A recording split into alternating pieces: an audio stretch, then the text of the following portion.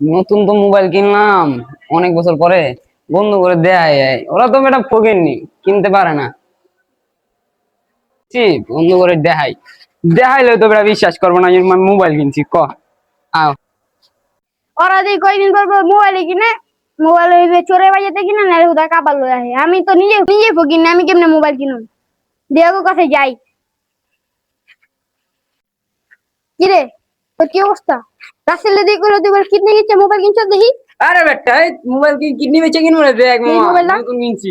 আমার বিশ্বাস হয় না তুই মোবাইল কিনতে পারছস। আমি এটা বিশ্বাস করতে পারি, কুত্তা বিরিয়ানি খায়। তুই তোর এই কিডনিটা দেখি।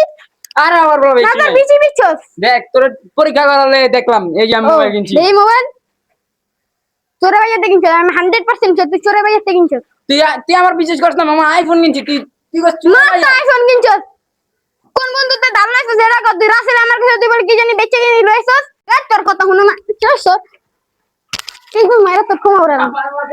সে ভাই বেড়াদার মোহাম্মদ হলো মোবাইল কিনছে, ও জীবনে মোবাইল কিনবো, এ আল্লাহ বাট পর অনেক কার কথা বিশ্বাস করি।